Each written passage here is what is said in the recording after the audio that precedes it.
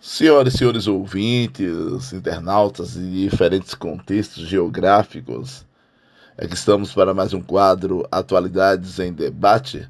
O mês de junho está iniciando e, do ponto de vista festivo, no Nordeste brasileiro, é altamente marcante, né? Porque é um mês das grandes festas juninas. Ele começa com um mês que começa com celebrações do ponto de vista católico para um santo muito popular no catolicismo brasileiro, que é Santo Antônio, que tem a fama de santo casamenteiro. O curioso é que o período festivo para Santo Antônio, que são chamadas trezenas, vão de 1º de junho até o dia 13, nesse contexto aí, de 1º até o dia 13, eu tenho uma outra data que também é mencionada, que também é muito popular, que é o Dia dos Namorados, né? Algo curioso. Você sai do mês de maio, que é considerado o mês das noivas, temática casamento é muito forte. É muito comum as pessoas marcarem casamentos, noivados para o mês de maio. Aí você entra no mês seguinte, que a abertura deste mês para os católicos é com um santo popular, com fama de casamenteiro, que é Santo Antônio. E nesse contexto festivo e celebrativo para Santo Antônio, você tem um Dia dos Namorados, né? Então observe que é um período no qual se observa fortemente essas questões relacionadas à afetividade, mas uma afetividade de diferentes dimensões, não é? Porque no caso, quando eu falo noivado, é um compromisso, né? É um compromisso de um possível, de um futuro matrimônio, que às vezes não chega, que às vezes não vem. Vamos falar sobre isso daqui a pouco, né? No caso do noivado. Quando se trata de casamento, já é a formalização dessa relação afetiva de duas pessoas. Já é o casamento, já tem uma outra dimensão. Então são questões diferentes. Já o namoro é uma fase que envolve boas rememorações para muita gente. Você escuta as pessoas falarem assim: ah, no meu tempo de namoro, era interessante ir para casa da namorada e sair com a namorada e curtir. O tempo de namoro era muito bom. Você escuta, eventualmente, algumas rememorações de pessoas falando de como é como se uma suposta felicidade mais potente ou mais importante ou até mais, digamos que a palavra é essa mesmo, mais potente, essa felicidade tivesse dado em um passado e no presente você não teria não seria tão interessante como, digamos que, essas coisas do passado. Eu noto isso e observo essa questão quando eu me atento para algumas postagens, né? Você acessa aí as redes sociais, você vê lá algumas postagens da seguinte natureza: tempo bom que não volta mais. E se as pessoas se referem numa postagem dessa natureza à sua infância, à sua adolescência, ao tempo que brincava na rua, que corria, ao tempo que não tinha tantos compromissos com boletos e contas, mas, sobretudo, ao tempo de namoro, com boas rememorações. Bom, primeiro é importante as pessoas entenderem que se deve viver o hoje, né, o tempo presente, com todas as suas supostas imperfeições. Que problemas todos nós temos, mas temos que ter forças para encará-los e temos que reinventar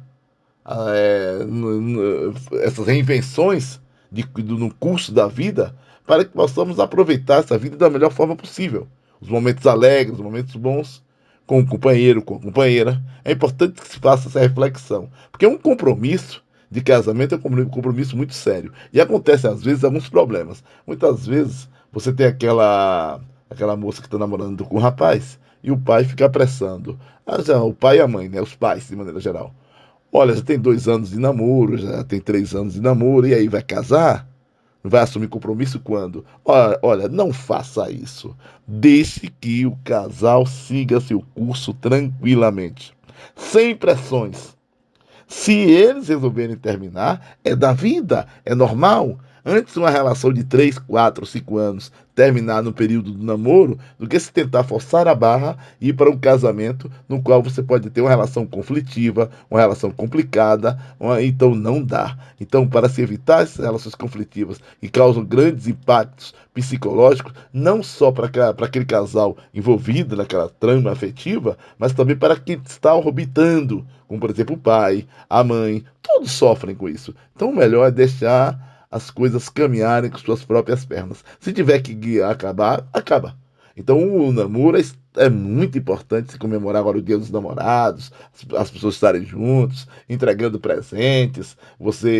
É uma coisa muito gostosa você entrar numa loja e ficar imaginando que presente você vai dar à sua namorada ou seu namorado e refletindo sobre o que agradaria mais. Não é? Então você faz uma mescla entre o que você gosta e o que ele gosta. É muito interessante. Agora, o período de namoro, ele é um período importante também para que se conheça as pessoas. Para que se conheça. Por isso que é importante se levar um tempo. Não esse imediatismo irresponsável de conhecer uma pessoa hoje na internet, com menos de um mês já está saindo, já está indo para lugares íntimos, sem nem conhecer as pessoas. E depois, infelizmente, há notícias aí de tragédias. Muitas vezes esse imediatismo, essa pressa termina de forma trágica. Tome cuidado. Você, mocinha, você, rapazinho que está me ouvindo aí, vocês são as maiores preciosidades dos seus pais. Vocês são os maiores patrimônios dos seus pais. Mas não é um patrimônio físico, não. Não é um patrimônio material, não. Não é um patrimônio com ouro, joias. Não, não, não, não. É um patrimônio afetivo. Não tem preço para o patrimônio afetivo. Então pense na dor que seus pais podem sofrer em caso de uma tragédia. Não se arrisque.